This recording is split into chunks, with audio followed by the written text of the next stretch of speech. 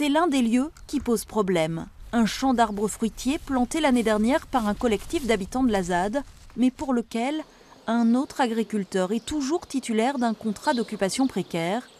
Michael Marie, président d'une association qui représente des exploitants indemnisés et qui souhaitent aujourd'hui réintégrer leurs anciennes terres.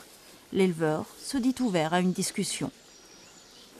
Si un exploitant, ou un zédiste exploitant aujourd'hui a une parcelle, peut-être faudra qu'il accepte de passer de l'autre côté de la haie. À un moment donné, parce qu'il y a aussi des priorités et il y a des impondérables sur les exploitations qui sont... Voilà, on ne peut pas faire autrement. Mais nous, on acceptera aussi à un moment donné peut-être de se déplacer un petit peu plus loin pour se laisser ces parcelles-là. Sur près de 1200 hectares, seule une soixantaine pose ce genre de problème. Les autres, comme Lucas, le brasseur de la ZAD, viennent de signer avec l'État des conventions d'occupation précaire. 6 mois, renouvelables 1 an.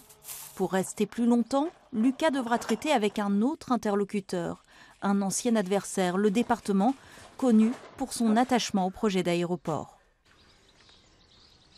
Aujourd'hui, ils ont l'air de vouloir nous intégrer au bocage, mais on a quand même peur qu'ils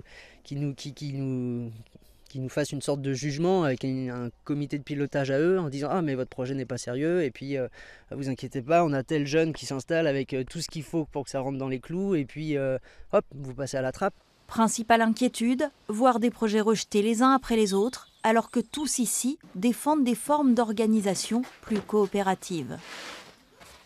S'il y a un projet qui dégage pas énormément de marge mais qui est vital aux autres, on ne peut pas se préoccuper de savoir si lui il est juste très rentable ou pas. La rentabilité, l'un des critères justement du président du conseil départemental. Philippe Grosvalet a dit qu'il poursuivrait le dialogue engagé par l'État, mais il sera propriétaire quand il faudra décider de signer des baux qui pérenniseraient les activités.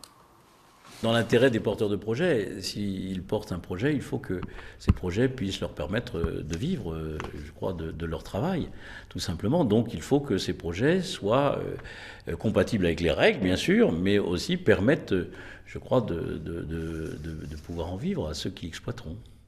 Quant aux projets culturels ou artisanaux, ils dépendront, nous a-t-on dit, du bon vouloir des maires qui décideront s'ils légalisent ou non les lieux construits pendant la lutte contre l'aéroport.